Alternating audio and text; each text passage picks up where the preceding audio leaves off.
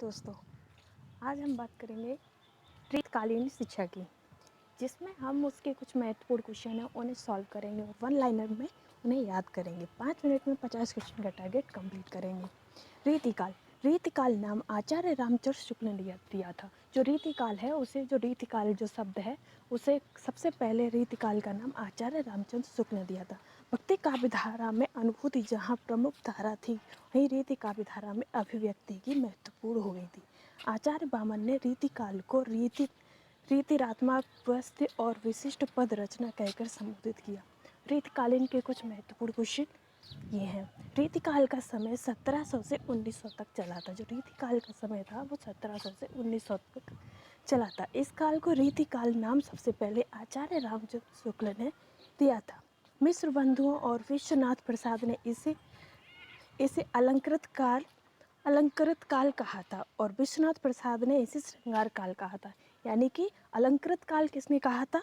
तो वो हमारे मिश्र बंधुओं ने कहा था और श्रृंगार काल आचार्य विश्वनाथ प्रसाद ने कहा था। मिश्र बंधु थे, इनमें तीन भाइयों का समूह था।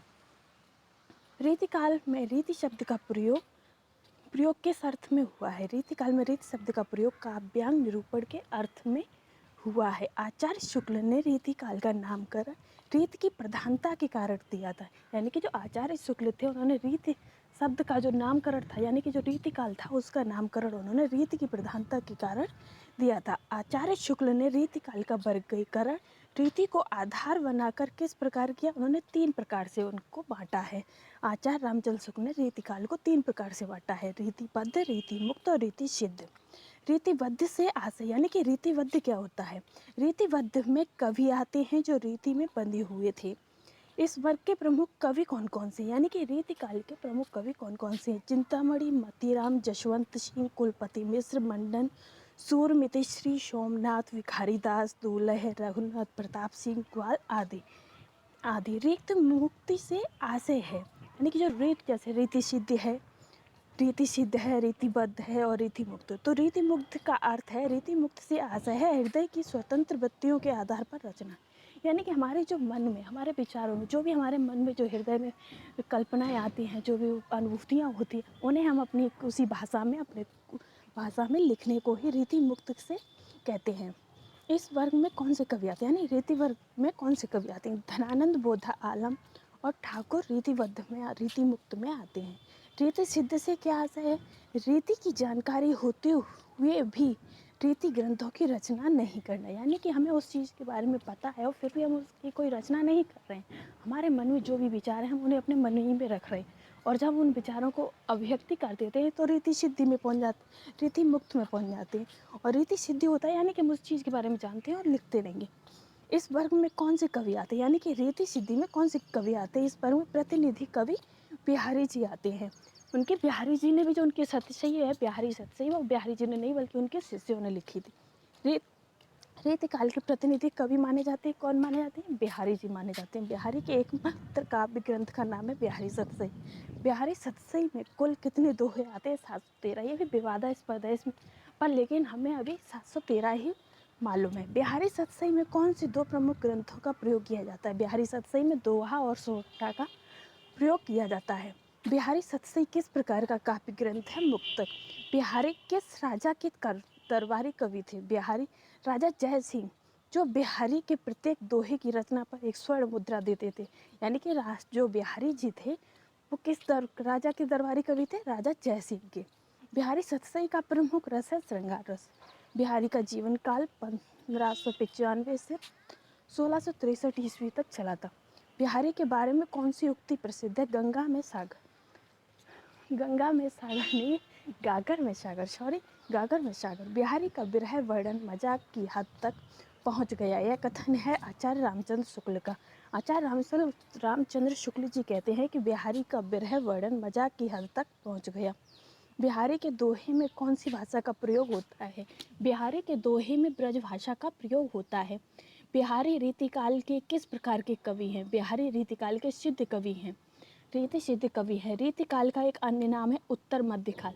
उत्तर मध्यकाल किसका नाम है? रीतिकाल का। किस कवि ने छल नामक एक नए संचारी भाव का उल्लेख किया है? देव ने देव जो देव कवि हैं उन्होंने छल नामक एक नए संचारी भाग का उल्लेख किया है। यानी कि अगर पूछते हैं कि छल है वो संचारी भाव किसने दिया है, तो वो देव ने दिया है। देव का जीवन काल 1673 से 1767 ईस्वी है।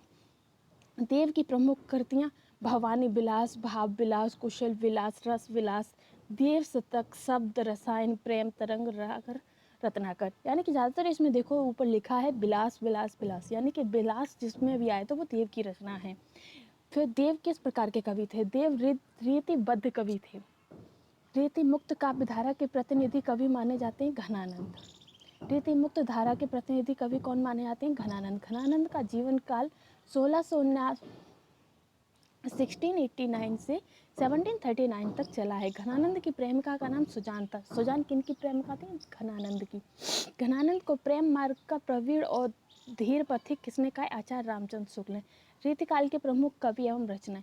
हिंदी की रीति परंपरा कहाँ से प्रारंभ हुई है? केशव दास से। यानी कि हिंदी की जो रीति परंपरा है वो केशव दास ने प्रारंभ की है।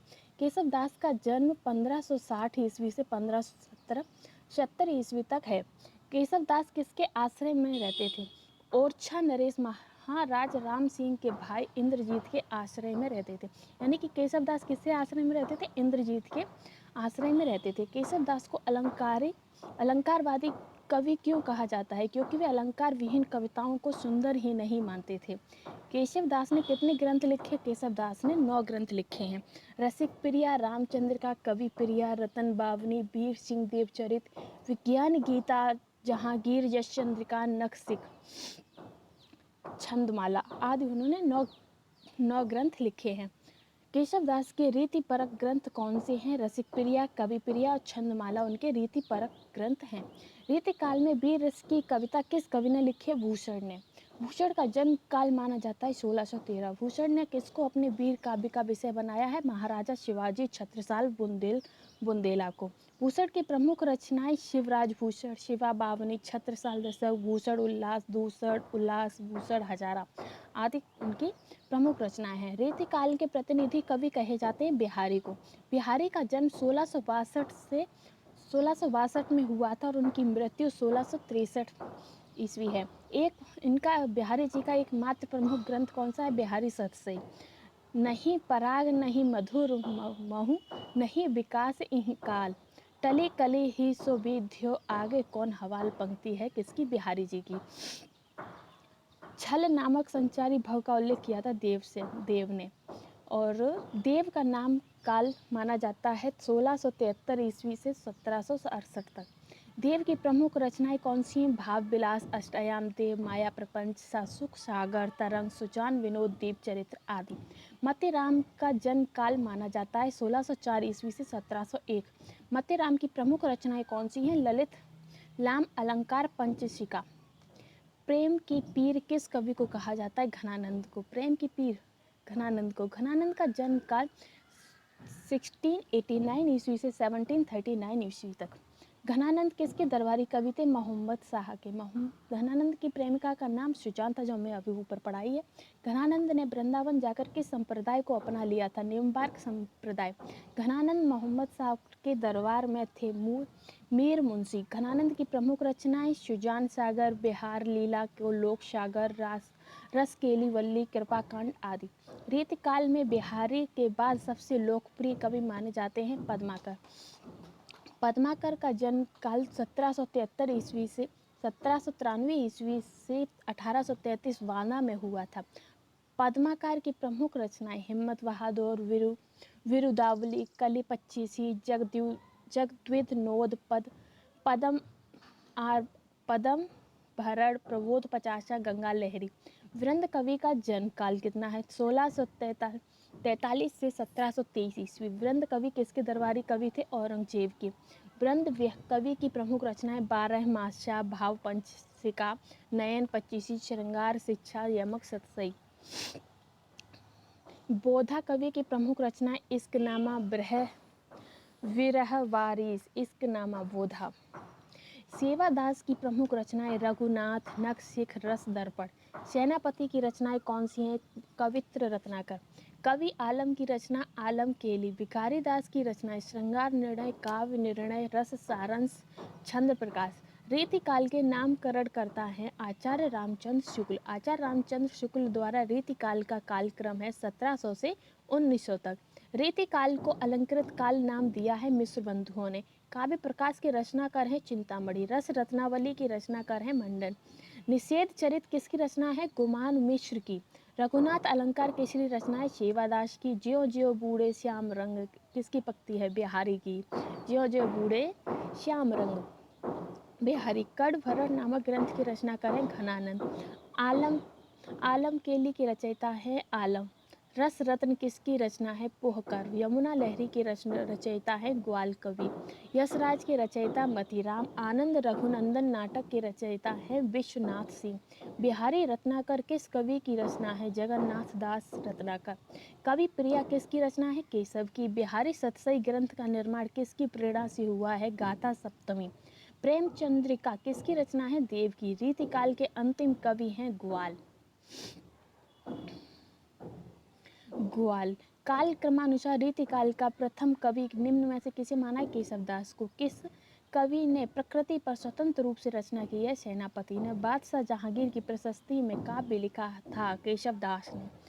हे फ्रेंड्स, ये आपके 60 क्वेश्चन कंप्लीट हुए हैं।